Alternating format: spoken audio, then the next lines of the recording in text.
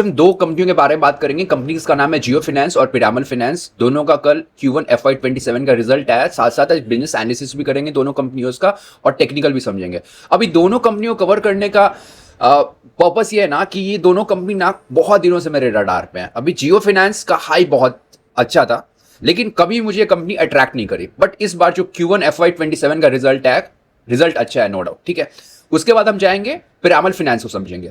Piramal finance अगर आप financials देखो और इसको सीक्वेंशियली कंपैरिजन करो ना, तो ऑप्टिकली आपको बहुत अच्छा नहीं लगेगा, बट ऐसा है नहीं, वो भी हम डिस्कस करेंगे। तो सबसे पहले हम जियो फाइनेंस का ना पीपीटी देख लेते हैं। यस, अभी जियो फाइनेंस के बारे में जब हम बात कर रहे हैं ना, तो हमें एक चीज समझनी पड़ेगी। अगर आपको इस कंपनी में इन्वेस्ट करना है या आप इंटरेस्टेड हो to know the operation matrix, तो आपको कभी भी जो इनका कंसोल बुक है ना उसको नहीं देखना है। बिकॉज आप कंसोल बुक देखोगे तो आपको गलत परसेप्शन मिलेगा, मतलब कंपनी के बारे में पता नहीं चल पाएगा। अभी रीजन क्या है इसका? अभी देखो, इस कंपनी में ना जियो फाइनेंस के अंदर बहुत सारी कंपनी है, मल्टी लेयर्ड कंपनीज है, ठीक है ना। अभी कुछ कंपनी के बारे में हम बात करेंगे जो हमें मैटर करता है, ठीक है ना, एज एन इन्वेस्टर। बहुत सारी कंपनी ऐसी है ना जो होल्डिंग कंपनीज है। अभी होल्डिंग कंपनी क्या? सो अगर आप जाके देखो तो जियो फाइनेंस के अंदर भी रिलायंस इंडस्ट्रीज का शेयर है, ठीक है ना, स्टेक है। आप जाके चेक करना शेयर होल्डिंग में। उसके कारण क्या होता है ना कि जब आप कंसोल बेसिस में देखोगे इसका पैट या फिर अदर फिगर, तो आपको कुछ ऐसे डिविडेंड इनकम मिलेगा। एज एन एग्जांपल, आप Q1 FY27 का रिजल्ट देखो और उसको कंपैरिजन करो Q4 FY26 से, तो आपको पैट में ग्रोथ दिखेगा अप्रॉक्स मोर देन 200%। ऑप्टिकली आपको लगेगा। बट अगर जब आप उस एक डिविडेंड की एंट्री है 509 करोड़ की, ठीक है ना, अगर आप उसको हटा दो तो उसके बाद वो ग्रोथ है 18%। या सिमिलरली आपको दिखेगा अदर इनकम में एक अच्छा खासा फिगर दिखेगा। अभी अदर इनकम में क्या रहता है? इसमें रहता है बॉन्ड्स, जिसमें MTM फ्लक्चुएशंस रहता है, ठीक है ना, कभी वो ऊपर जाता है कभी नीचे जाता है। तो जब ऊपर जाता है तो आपको वो नंबर बलून करके दिखेगा। So if you are keen to track a Jio finance, तो आपको क्या देखना है? आपको इनका जाके ना कुछ वर्टिकल्स देखना है। वो वर्टिकल्स कौन कौन से हैं? तो जियो फाइनेंस का सबसे पहला वर्टिकल है NBFC फर्म, इसका नाम है जियो क्रेडिट। उसके बाद आपको जाना है जियो पेमेंट्स बैंक देखना है, फिर जियो पेमेंट सॉल्यूशंस देखना है, फिर आपको जियो ब्रोकिंग देखना है। और उसके बाद इन्होंने दो ज्वाइंट वेंचर करके रखा हुआ है। जो पहला ज्वाइंट वेंचर है वो ब्लैक रॉक के साथ क्या कर रहे हैं? ब्लैक रॉक के साथ इन्होंने AMC कंपनी बना रहे हैं, उसमें रिसर्च ये सब भी सारी की सारी चीजें प्रोवाइड करेंगे। और साथ साथ अलायंस ग्रुप का नाम सुना होगा आपने। Alliance group is a very global player in the insurance sector, अगर मैं मोर प्रिसाइसली कहूं तो। अभी बहुत समय तक उनका टाई अप था बजाज ग्रुप के साथ, आपने नाम सुना होगा बजाज अलायंस। तो वो टाई अप अब नहीं है, अलायंस ने अभी टाई अप कर रखा है रिलायंस से। अभी यहाँ पे क्या करेंगे? ये जनरल इंश्योरेंस और लाइफ इंश्योरेंस को यहाँ पे काम करने वाले हैं, ठीक है। अभी समझो, ये कंपनी ना, हम जब टेक्निकल चार्ट पे जाएंगे तो समझेंगे। ये कंपनी लिस्ट हुई थी अगस्त 2023 और लिटरली मैं बता रहा हूं, मुझे इस कंपनी में कभी इंटरेस्ट नहीं था। बिकॉज जो पहला इसमें रैली आया था ना पोस्ट लिस्टिंग, वो पूरा का पूरा यूफोरिया में था। क्योंकि बहुत लोग का ऐसा माइंडसेट चलता है ना कि अगर रिलायंस की कंपनी है तो मतलब रिलायंस कंपनी में पैसा बनेगा ही नहीं। डेटा के हिसाब से एकदम मतलब फैक्चुअली गलत है। बहुत सारी रिलायंस की कंपनियां जो अनलिस्टेड भी नहीं है, लिस्टेड है, उनका ऑपरेशनल मैट्रिक्स बहुत अच्छा नहीं रह रहा है। तो Mukesh Ambani is the richest Asian guy, ठीक है। तो वो रही दूसरी बात। अभी क्यों अच्छा लग रहा है, ठीक है ना, इस पॉइंट पे आते हैं। तो सबसे पहले जियो क्रेडिट को समझते हैं। तो जियो क्रेडिट मैंने बताया कि NBFC फर्म है, ठीक है ना। अभी जियो क्रेडिट का आप AUM मिक्स यहां पे देखो, ठीक है। ये क्या है?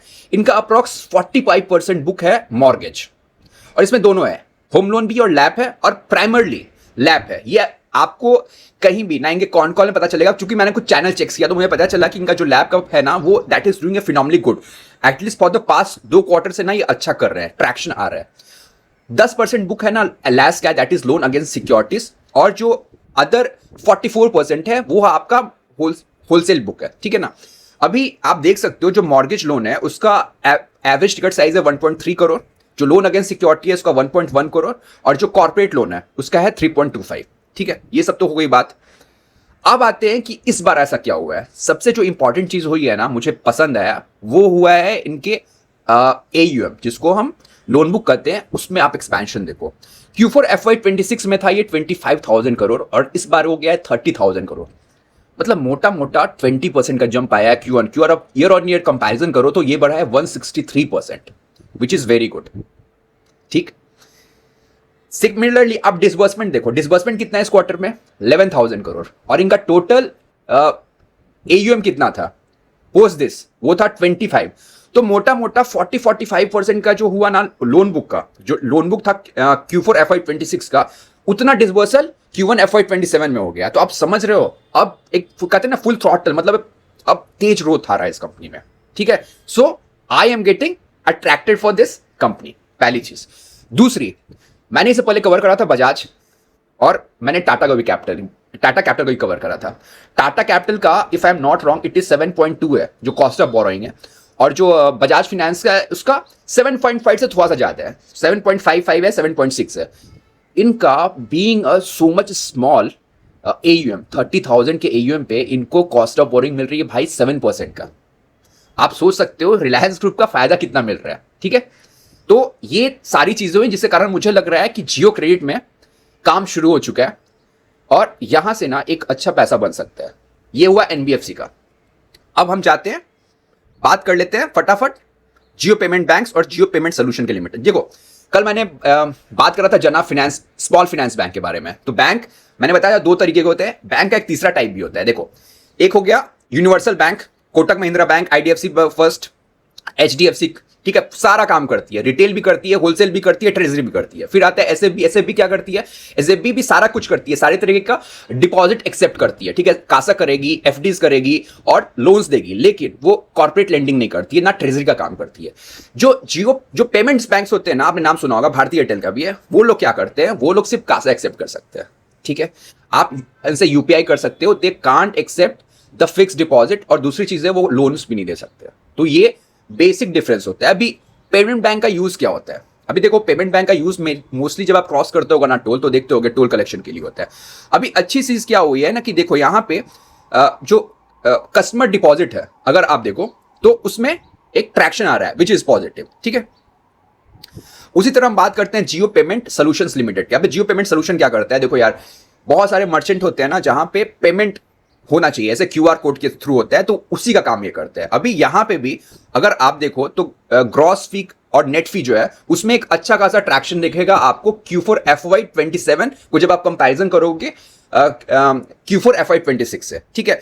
और यहां पे एक चीज याद रखना कि जियो पेमेंट बैंक है ना, this is the first time उनका EBITDA पॉजिटिव हो गया, इससे पहले उनका EBITDA पॉजिटिव नहीं था, ठीक। अब हम आते हैं जो चौथा है, इसके बाद है इनका जो लिखा नहीं है पेपर पे, वो है जियो जो इंश्योरेंस ब्रोकिंग का काम है। अभी इंश्योरेंस ब्रोकिंग में आप समझो ये एक तरीके का मार्केट प्लेस है जहां पे जियो एज ऑफ नाउ सारे के सारे जितने भी इंश्योरर है ना, लाइक ICICI हो गया, HDFC हो गया, सबका इंश्योरेंस सेल करता है, और इंश्योरेंस से जो कमीशन आता है वो रखता है। सो वो भी अच्छा कर रहा है। अभी किसी कंपनी में अगर मुझे इन्वेस्ट करना है तो मुझे पर्सनली क्या अच्छा लगा, देखो सबसे पहले तो NBFC बहुत अच्छा कर रही है, जियो क्रेडिट, जियो फाइनेंस में जियो क्रेडिट बहुत अच्छा कर रही है। दूसरा, they have a right now tie up with black rock, ठीक है। अभी ब्लैक रॉक एक बहुत बड़ी कंपनी है in the asset management, if you know, और इंडिया की नहीं दुनिया की बहुत बड़ी कंपनी है, और दुनिया में सबसे ज्यादा असेट यही होल्ड करती है एज ऑन डेट। अभी इसके साथ इन्होंने MC शुरू कर दिया है, और इसका अब बहुत सारा अप्रूवल भी आने वाला है, जो उन्होंने बोला है कि हमें बाई Q2 FY27 अवेटेड है, आ सकता है, ठीक है। अभी आप देखो यहां पे इनका क्वार्टरली AUM का ग्रोथ, जैसे मैंने बताया ना कि अगर आप MC देख रहे हो, MC का अगर बिजनेस ट्रैक कर रहे हो, तो हमेशा आप क्वार्टरली AUM पे आपको बिजनेस ट्रैक करना है, ना कि क्लोजिंग AUM पे। क्लोजिंग AUM पे यहां भी 21% दिखेगा, मुझे उससे मतलब नहीं है, मुझे मतलब होगा क्वार्टरली से, बिकॉज कंपनी को जो फी इनकम आएगा ना वो हमेशा क्वार्टर पे आएगा। तो क्वार्टर में 8% का जंप मिला है। अभी देखो मैंने क्या बताया था, मार्केट किस रेशियो से ग्रो करा, Q1 FY27 को जब आप कंपैरिजन करोगे Q4 FY26 से फॉर म्यूचुअल फंड इंडस्ट्री, तो सॉरी मैंने गलत बोला, अगर आप Q1 में देखो तो Q1 FY27 में ग्रो कर रहा है म्यूचुअल फंड इंडस्ट्री बाय 2%, और ये किया 8%, विच इज गुड।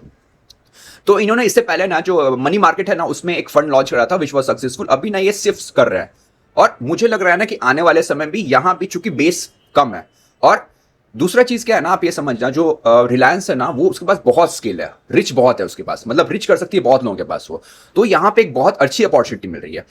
जो उसके अलावा अगर आप चीज देखो ना, तो इनका 18.5% ऑफ द इन्वेस्टर है ना इनके AMC में म्यूचुअल फंड जिन्होंने लिया है, वो मतलब साला वो मतलब वर्जिन थे, मतलब उन लोगों ने कभी म्यूचुअल फंड लिया ही नहीं था, विच इज वेरी गुड। मतलब ये NTV जो कहते हैं ना, न्यू लोगों को लेके आ रहे हैं म्यूचुअल फंड में। ठीक है, तो वहां पे क्या होगा, वहां पे ये और बेच सकते हैं। ठीक है, तीसरी चीज अगर आप देखो तो एक B3 होता है सिटीज का, तो यहां पे देखो इनका B3 सिटीज, B30 सिटीज, उसमें इनका जो सेल्स परसेंटेज है दैट इज 36%, जबकि इंडस्ट्री क्या है that is 28, which is again showing the power, मतलब अच्छा काम कर रहे हैं लोग। अब हम आते हैं चौथा चीज, अभी है अलायंस ग्रुप के साथ। देखो अलायंस ग्रुप के साथ जो है ना अभी बहुत स्केल है, बिकॉज बहुत सारे ना IRDAI से अप्रूवल आया नहीं है, बट बजाज जो अलायंस है इसके साथ they are doing the tie up for the life insurance, general insurance and reinsurance. So I personally feel कि ये जो सारे मैंने आपको कॉम्बिनेशन बताया ना, क्या बताया, पहले बताया जियो क्रेडिट, वो हमको ट्रैक करना है। उसके बाद पेमेंट जो बैंक है ना और पेमेंट सोल्यूशन है उसमें भी ग्रोथ आएगा, अच्छा ग्रोथ आएगा, बट वो ना स्केल वाइज उतना बड़ा नहीं रहेगा। ठीक है, उसके बाद हमें ट्रैक करना है इसका AMC बिजनेस, और उसके बाद हमें ट्रैक करना है इनका दिस इंश्योरेंस का बिजनेस। और अगर आप देखो ना, थोड़ा ध्यान से देखो तो जियो फाइनेंस है ना, इट इज जियो फाइनेंस मोटा मोटी मुझे बजाज फिनसर्व टाइप की लग रही है। ठीक है ना, बजाज फिनसर्व में क्या है, बजाज फिनेंस है, बजाज लाइफ इंश्योरेंस जो पहले था, और जनरल इंश्योरेंस। ठीक है, जो अनलिस्टेड है, दोनों वो कंपनी अनलिस्टेड है, सेम का सेम रेप्लिका यहां भी बनते जा रहा है। बस उन्होंने अभी AMC शुरू किया है तो वो नहीं है, लेकिन आपका देखो उनका तीनों सेगमेंट पावरफुल है, सेम का सेम रेप्लिका यहां भी बन रहा है। So that is the reason मुझे Q1 FY27 के रिजल्ट के आने के बाद ये स्टॉक बिजनेस वाइज अच्छा लग रहा है। ठीक है, अभी फटाफट इसका चार्ट समझ लेते हैं। देखो मैंने क्या आपको बताया था, थोड़ा सा ध्यान से समझना, थोड़ा सा बिहेवियर समझेंगे क्या हुआ। देखो ये स्टॉक आया ना, ये स्टॉक आया अगस्त 2023 में लिस्ट करा, उसके बाद भाई साहब ये 8 महीने में मोटा मोटा 100%, अप्रॉक्स 96%, मोर प्रिसाइसली 96% अपने लो से इसने हाई बनाया, और उसके बाद ये 50% गिरा है। देख लो यहां से, ठीक है, यहां से ये अप्रॉक्स इसने 96% गया, और फिर देखो ये, फिर यहां पे क्या हुआ होगा ना, चूंकि रिलायंस का नाम है तो बहुत सारे कस्टमर्स को ये लगता है कि चूंकि रिलायंस है तो सब कुछ हो जाएगा। नहीं, ऐसा कभी नहीं सोचना चाहिए। आप जजमेंटल करोगे ना तो पैसा नहीं बनेगा। तो देखो ये जो भी आया ना, ऊपर वाला देख रहे हो ना, सब जगह लोग फंसे होंगे। ठीक है, ये था इन्फ्लेक्शन पॉइंट, ये हॉरिजॉन्टल लाइन देख रहे हो, ये है इन्फ्लेक्शन पॉइंट। यहां पे क्या हुआ, यहां पे पहली बार जो है ये stock on the weekly time frame ये आ गया अप ट्रेंड में, पहला एफर्ट था। ठीक है, ये हो गया। अभी हम फटाफट देखते हैं कि यहां पे मुझे क्या लग रहा है। अभी ध्यान से यहां पे देखना। अगर मुझे पहली एंट्री करनी पड़ेगी ना, तो मुझे क्या स्वीट स्पॉट क्या मिल रहा है, मुझे स्वीट स्पॉट ये मिल रहा है कि अगर इसके ऊपर एक क्लोजिंग हो जाती है, ध्यान समझना, इस लाइन के ऊपर एक क्लोजिंग हो जाती है, तो I will keep this line as the stop and I will enter it. ठीक है, और अगर मैं थोड़ा सा अग्रेसिव इन्वेस्टर हूं तो मैं यहां भी रख सकता हूं, which is the initial position for the turn around on the weekly chart. समझ रहे हैं बात? एक बार फटाफट सा मूविंग एवरेज जो मैंने आपको बताया हुआ है वो भी देख लो। देखो मूविंग एवरेज ने पहला सिग्नल दिया यहां पे, ठीक है ना, और फिर देखो फिर यहां पे एक डेथ क्रॉसओवर हुआ है। अब यहां पे ध्यान से देखना, ये जो रेड वाली लाइन है ना, ये है 20 moving average on the weekly chart, और जो ब्लैक है वो 20 moving average on the 50 moving average on the weekly chart. अभी यहां पे देखो क्या हो रहा है, ये डाउनवर्ड स्लोपिंग एकदम डाउनवर्ड है अभी 20 की, अब ये धीरे धीरे ना फ्लैट हो रही है। तो मुझे लग रहा है कि चूंकि जो टेक्निकल है वो भी इवेंचुअली फॉलो करता है बिजनेस को, तो मुझे लग रहा है कि पहले इसके ऊपर एक क्लोजिंग होगी। ठीक है, प्राइस यहां जाएगा, फिर ये रेड वाली लाइन जो 20 मूविंग एवरेज है on the weekly time frame वो ऊपर आएगा, और ये भी ऊपर आएगा 50 मूविंग एवरेज, बट वो 20 मूविंग एवरेज के नीचे रहेगा, और प्राइस सबसे ऊपर होगा। ठीक है, तो it is giving a good opportunity, just we have to see and track कि यहां पे कब, जो मैंने बताया उस ये जो लाइन है आप याद कर लो, ये 256 के ऊपर क्लब क्लोजिंग आ रही है। 256 क्यों? 256 के पास दो रेसिस्टेंस है, एक तो गैप भी है, एक गैप डाउन हुआ था अगर आप ध्यान से देखो 23 फेब 2026 को, चूंकि वीकली टाइम फ्रेम पे गैप था इसलिए एक पावरफुल रेसिस्टेंस रहेगा, और प्लस वीकली टाइम फ्रेम को अगर आप कीनली वॉच करो तो अगर उसके ऊपर क्लोजिंग आती है तो यहां पे क्या होगा, यहां पे जो प्रीवियस स्विंग हाई था उसके ऊपर क्लोजिंग आएगा, जो क्या दिखाएगा, जो दिखाएगा कि अब ट्रेंड शुरू हो गया है विथ हायर बेस। क्यों हायर बेस? बिकॉज जब ट्रेंड चेंज होगा तो ये वाला एक नया सपोर्ट बन जाएगा और ये वाला पुराना सपोर्ट है, और नया वाला जो सपोर्ट है, बेस है, वो प्रीवियस बेस से जहां पे ट्रेंड चेंज हुआ था उससे ऊपर है। समझ गया? ठीक है। नाउ अभी दूसरी कंपनी कौन सी है? दूसरी कंपनी है हमारी पिरामल। अभी भाई साहब ऐसा देखो, दोनों कंपनी का रिजल्ट आया और दोनों कंपनी के प्रोमोटर्स आपस में रिलेटिव हैं। If I am not wrong तो जो मुकेश अंबानी की बेटी है उनकी पिरामल मतलब ग्रुप के जो मालिक हैं उनके बेटे से उनकी शादी हुई है। ठीक है। वो शायद पिरामल रियलिटी को देखते होंगे जो बेटे। Piramal reality is not listed. आपको पीपीटी दिखाई दे रहा होगा पिरामल फाइनेंस लिमिटेड का फॉर Q1 FY27। अभी देखो कुछ बात कर लेते हैं पिरामल फाइनेंस के बारे में। पहले इसका नाम हुआ करता था पिरामल हाउसिंग फाइनेंस लिमिटेड, जो कैश मार्केट में कंपनी थी, एफएनओ का पार्ट नहीं थी। मीनवाइल 2021 में इसने एक बहुत फेमस कंपनी जिसका नाम था DHFL उसका टेक ओवर करा। DHFL एक समय में बहुत बड़ी कंपनी हुआ करती थी और DHFL पार्ट थी निफ्टी 50 का भी, इवन एफएनओ का भी पार्ट थी।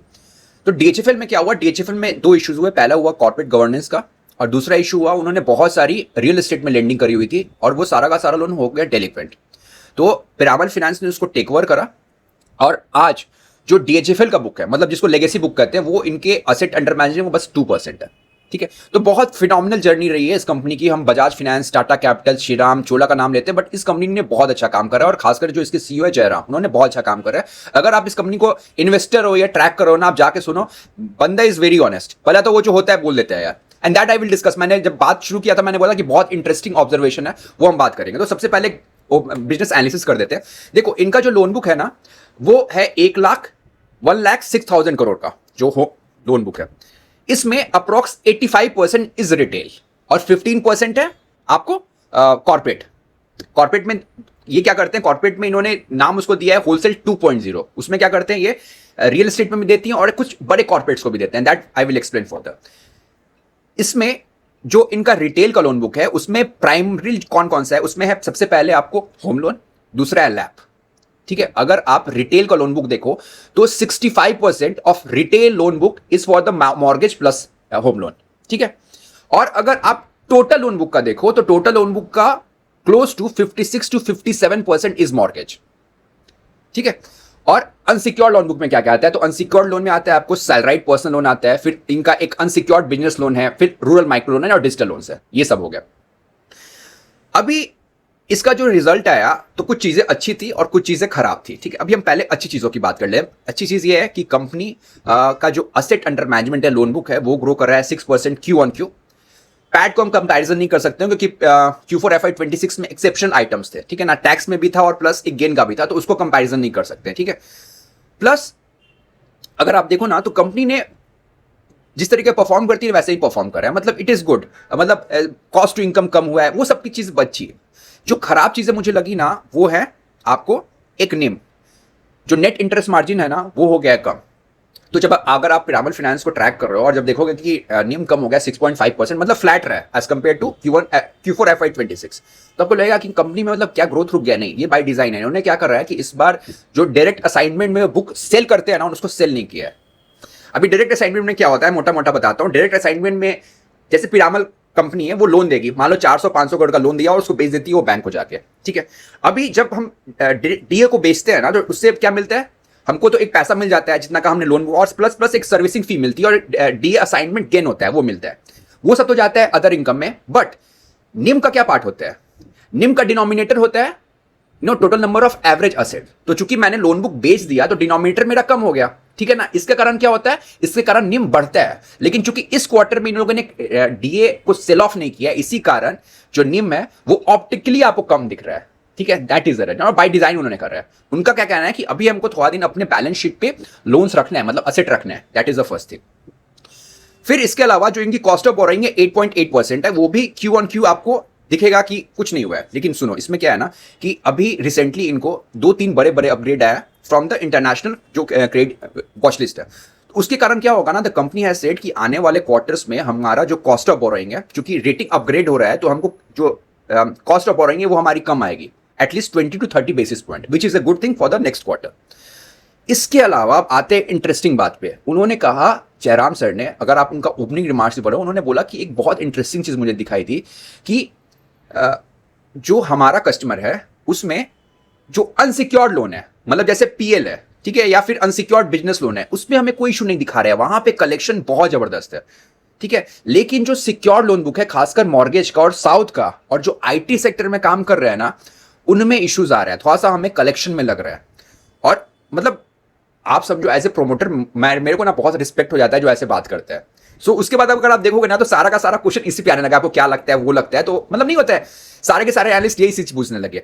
बट ये चीजें सुन के ना, मतलब आप सोचो, आप अगर बिजनेस ट्रैक करते हो, ठीक है ना, अगर एज ए इन्वेस्टर हो, तो आपको भी लगता है ना कि अगर किसी कंपनी का प्रोमोटर ऐसा बात कर रहा है, पिरामल फाइनेंस का अगर प्रोमोटर ऐसा बात कर रहा है कि आईटी सेक्टर में जो होम लोन दिया हुआ है वहां पे कलेक्शन में थोड़ा सा दिक्कत आ रहा है, तो आपको भी फिर देखना पड़ेगा कि आप जो कंपनी को ट्रैक कर रहे हो या फिर आपकी कंपनी में कोई होल्डिंग है जिसका आईटी कंपनी में एक्सपोजर है, समझ रहे हो। तो मुझे एक इंसाइट मिला इससे, मैं बस वो शेयर करने वाला था, ठीक है। इसके अलावा अगर आप देखो ना तो मैं आपको यहां पे दिखाता हूं, एक मिनट मैं दिखाता हूं आपको। यस, इनका क्रेडिट कॉस्ट बढ़ा है, एक चीज ये भी निगेटिव चीज है, 1.5 to 1.6% हुआ है। तो आप बोलोगे ये खराब है, नहीं, ये बहुत खराब नहीं है। इसका मेन रीजन है ना कि इनका जो लेगेसी बुक था, जो डीएचएफएल का बुक, उसमें जो स्टेज 2 में एसेट है ना, उसका उन्होंने और कवरेज किया, पीसीआर और बढ़ाया है। That is the reason you see the credit cost हमें बढ़ा हुआ है। It is not due to the जो इनका नॉर्मल एसेट है, वो लेगेसी के कारण हुआ है, ठीक है। अभी हम रिटेल लेंडिंग के बारे में फटाफट देख लेते हैं, ठीक है। ये सब तो हमने देख लिया। रिटेल लेंडिंग का देखो, एयूएम लिंड है 13.6%। Yes, retail overall. ये है लैप। अभी आप यहां पे देखना, लैप में भी और यहां पे भी, हाउसिंग लोन में भी, Q4 में जो एनपीए था वो था कितना, 0.5%, और यहां पे हो गया 0.6%। उसी को उन्होंने बोला कि मुझे ये बहुत स्ट्रेंज दिखाई दे रही है। और उन्होंने एक और स्ट्रेंज चीज बताया कि हमारा जो टोटल लोन बुक है सैलराइड पीएल का, उसमें अप्रॉक्स 14-50% आईटी वाले भी है। तो बोला कि अभी हम कुछ मैकेनिज्म बनाया कि हम ट्रैक कर सके कि ऐसा क्यों हो रहा है, समझ रहे हो। मतलब नॉर्मली क्या दिखाया गया है, आई एम एक्स बैंकर, तो अगर कलेक्शन होता है ना तो कलेक्शन में सबसे पहले अनसिक्योर्ड लोन में इशू आता है। बट यहां पे उन्होंने बताया कि आई डोंट नो कि ऐसा क्यों हो रहा है, and we are working on that. और ऐसा नहीं है, देखो ये मना ऐसा नहीं है कि बहुत घबराने वाली बात है। अभी आप अगर पिरामल फाइनेंस का 2 क्वार्टर पहले का भी अगर आप कॉन कॉल सुनते हो, उस समय उन्होंने बोला था कि हमें इशू लग रहा है लैब में, ठीक है, लेकिन बाद में वो कुछ हुआ नहीं। तो नो नीड टू पैनिक, बस ट्रैक करना है, ठीक है। यस, अभी समझ लेते हैं। देखो ये कंपनी का क्या है ना, ये बाय डिजाइन बहुत अच्छे काम कर रही है। मैं आपको दिखा रहा हूं, इन्होंने अपने यील्ड को 13.6 रखा है रिटेल का, विच इज वेरी गुड, ठीक है। अभी क्या होगा, अभी यील्ड 13.6 भी रहता है और 8.8। हम क्या देख रहे हैं, जो टॉप लेयर्ड एनबीएफसी हैं उनका अप्रॉक्स 7.5 7.6 तक जा रहा है कॉस्ट ऑफ बोरोइंग। अभी इनका कितना है, 8.8। So there is ample bandwidth जिसमें ये नीचे जा सकता है, ठीक है, जिसके कारण क्या होगा, हमारा स्प्रेड और निम बढ़ सकता है। अभी यहां पे देखो आप, इनका पहले वाला जो देख रहे हो वो हाउसिंग लोन का है। अभी हाउसिंग लोन में देखो ये 2 तरीके का लोन करते हैं, एक होता है प्राइम लोन और दूसरा होता है अफोर्डेबल हाउसिंग। अभी अफोर्डेबल हाउसिंग में जो इनका यील्ड है दैट इज 12.4 और प्राइम में है इनका 11%, ठीक। अभी आप ये चीज देखो, ठीक है, जो 2/3 लोन हो रहा है ना, ये अफोर्डेबल में हाउसिंग में कर रहे हैं और 1/3 कर रहे हैं प्राइम में। ऐसा क्यों कर रहे हैं, ऑब्वियस रीजन है क्योंकि यहां पे यील्ड ज्यादा है, ठीक है। नाउ आप लैप में देखो, लैप में क्या हो रहा है, लैप में तो और इंटरेस्टिंग है। लैप भी 2 तरीके का करते हैं, एक करता है प्राइम लैप, एक करता है माइक्रो लैप। जो माइक्रो लैप इनका होता है वो रहता है आपको 1.5 करोड़ से नीचे का, मतलब छोटा वाला लैप, और जो बड़ा वाला लैप रहता है 1.5%। अब जो छोटा वाला लैप है उसमें यील्ड है 13.4% का। और भाई साहब देखो, ये टोटल यील्ड का आप देखो तो 80% ये छोटा वाला लैप ही कर रहा है। क्यों कर रहा है, क्योंकि वहां पे यील्ड ज्यादा है। अब एक और इंटरेस्टिंग चीज देखो, आपको समझना पड़ेगा कि कैसे मैनेजमेंट सोच रहा है। डिसबर्समेंट देखना यहां पे 15% और 29%, मतलब अब मोटा मोटा डबल कर दिया है। एक तो इन्होंने क्या करा, एक तो इन्होंने होम लोन को भी बाइफर्केट किया, उसमें 2/3 कर रहा है अफोर्डेबल, क्यों, यील्ड है। और वो जो डिसबर्समेंट हो रहा है, जो होलिस्टिक डिसबर्समेंट हो रहा है होम लोन में, उसका डबल डिसबर्समेंट कर रहा है क्वार्टर ऑन क्वार्टर लैप में, क्योंकि वहां पे ज्यादा यील्ड मिल रहा है। अभी यील्ड ज्यादा मिलेगा तो मैंने आपको क्या बोला, निम बढ़ेगा, स्प्रेड बढ़ेगा, उसके कारण आपका आरओई अच्छा होगा, आरओए अच्छा होगा, पैट अच्छा होगा, ऑपरेशनल लेवरेज आएगा, समझा। अभी इन्होंने एक और जो यूज्ड कार ये गोल्ड लोन है उन्होंने शुरू करा है, and it is at the very nascent stage, अभी रजिस्ट्रेशन पीरियड चल रहा है। सो कंपनी ने कहा है कि bye Q3 FY27 you see की मतलब एक ठीक ठाक जो कंट्रीब्यूशन है ना वो बॉटम लाइन में आना शुरू होगा, ठीक है। अभी अनसिक्योर्ड लोन देखो, अनसिक्योर्ड लोन में क्या क्या करते हैं मैंने बताया, एक है salaried PL, UBL and digital loan. अभी यहां पे देखो, यहां पे यील्ड क्या है 16.6, इन सैलराइड पीएल, जो अनसिक्योर्ड लोन है उसमें 18.8 और जो डिजिटल लोन है उसमें 14.7। ठीक है, अभी जो अनसिक्योर्ड लोन है ना उसमें ये कंपनी बहुत सिक्लिकल रहती है। अगर आपने ट्रैक करा होगा तो ये क्या करती है, जैसे ही हल्का सा भी से देखेगा ना क्रेडिट कॉस्ट बढ़ रहा है या डेलिक्वेंसी आ रही है ना, एकदम फट से कम डाउन करती है। ठीक, अभी हम आते हैं फटाफट इनका जो 15% वाला है, ठीक है, जिसको ये कहते हैं होलसेल 2.0। देखो इसका एयूएम कितना है 13,300 और इसमें ये कंपनी ने इस क्वार्टर में डिसबर्समेंट कर रहा है 2600 करोड़ रुपए का और मिक्स है 70% है रियल एस्टेट में और 30% है सीएमएमएल में। ठीक है, अभी सीएमएमएल क्या होता है, ये होता है कॉर्पोरेट मिड मार्केट लेंडिंग। अभी मैं समझाता हूं क्या होता है। देखो, एक होता है होलसेल लेंडिंग और एक होता है एमएसएमई लेंडिंग। इन दोनों के बीच में जो रहता है ना, मतलब जो कंपनी ना कि बहुत बड़ा ही है ना ही बहुत छोटा है, उसको ये लोग लेंड करता है। ठीक है, और यहां पे 35 से 40 करोड़ का एवरेज टिकट साइज है, जबकि जो रियल एस्टेट है उसमें 60 से 70 करोड़ का एवरेज टिकट साइज है। इसमें वो लोग क्या करता है, company by design real estate में अफोर्डेबल जो होता है ना हाउसिंग यूनिट्स उसको करता है, क्योंकि जो बहुत बड़ा टिकट साइज है उसमें वर्किंग मतलब उसमें स्टक होने का, वो बिकेगा नहीं बिकेगा उसका प्रोबेबिलिटी थोड़ा सा डाइसी हो जाता है। लेकिन जो अफोर्डेबल रेडी माल पड़ा हुआ है ना वो जल्दी सेल आउट होता है। तो कंपनी का ये लॉजिक रहता है।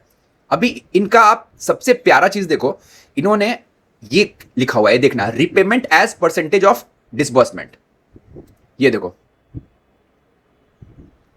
आप ये देखना यहां पे डिसबर्समेंट कितना कर रहा है Q1 FY27 में 2600 करोड़ का। ठीक है, माल कितना आ रहा है 1900 करोड़ का। मतलब ये क्या है, रीपेमेंट है। मतलब कंपनी बाय डिजाइन ऐसा करती है ना कि जितना वो डिसबर्स करेगी अपने होलसेल 2.0 में, मतलब उसने अगर 100 रुपए डिसबर्स करा इस क्वार्टर में तो उसको चाहिए कि पूरे जो लोन बुक्स है ना, जो चला आ रहा लोन बुक है, ट्रेलिंग है, उससे 75 to 80% मेरे को कलेक्शन है।